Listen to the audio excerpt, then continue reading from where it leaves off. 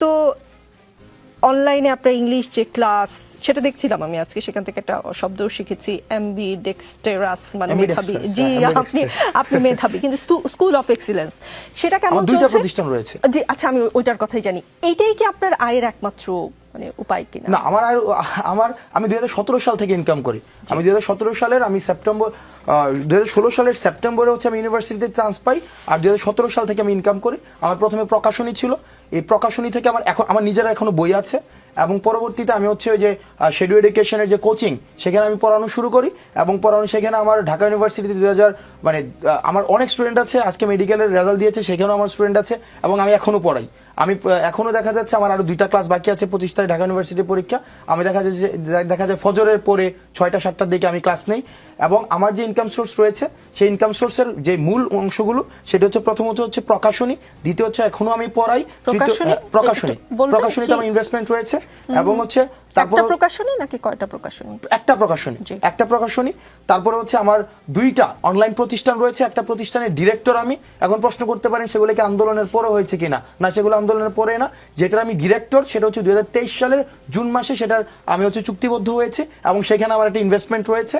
তারপরে হচ্ছে আরেকটা প্রতিষ্ঠান আমি পড়াই, অনলাইন প্রতিষ্ঠানে আমি পড়াই, সেখানেও হচ্ছে আমি কোর্স বিক্রি করি। আমার কোর্স বিক্রি করি, এবং এই কোর্স থেকে রেকর্ডেড কোর্সও সেখানে বিক্রি হয়, এবং সেখানে লাইভ কোর্সও বিক্রি হয়।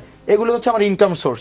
এবং আমি রাজনৈতিক দল পরবর্তীতে যদি আমরা হই বা রাজনৈতিকতে যদি আমি যাই, বা খুব দ্রুততম সময়ে আমার যে ইনকাম রয়েছে, আমার বাবার যে ইনকাম রয়েছে, আমার স্ত্রীর যে সম্পদ রয়েছে, বা আমার মা এবং অত ফার্স্ট হ্যান্ড রিলেটিভ যাদের রয়েছে, আমি সেটাকে অবশ্যই প্রকাশ করব।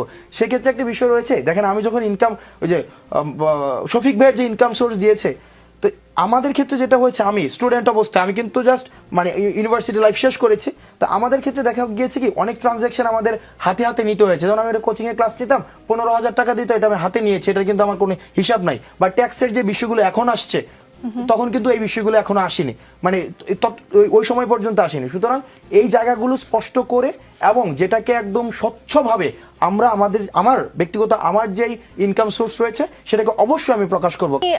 যদি নির্বাচনে রাজনৈতিক দল করেন এবং নির্বাচনে দাঁড়ান, তখন আপনি? না, আমি এখনই দেব, এখন সময়টাই জানতে চাচ্ছি। এখন বলতে হচ্ছে আমি এই মাসের শেষের দিকের মধ্যে হচ্ছে আমি আমার যে আয় বিবরণী, আমার যে ইনকাম রয়েছে, আমি ইনকাম প্রকাশ করব। এবং আমার ইনকামের সোর্স জানার জন্য আমি প্রকাশ করার আগে আপনারা আমার প্রতিষ্ঠানগুলো যেগুলো রয়েছে, সেগুলোকে সার্চ করলেই দেখবেন যে সেগুলোর অর্থ কি পরিমাণ ইনকাম করে প্রত্যেক বছর আসে। 5 মাস আগে আপনার আয় কত ছিল, আপনার সম্পদ কত ছিল, আর 5 মাস পরে কত, সেটা তফাৎ জানতে পারবো? সেটা আপনি এখনো যদি সার্চ করেন যে স্কুল অফ এক্সিলেন্সের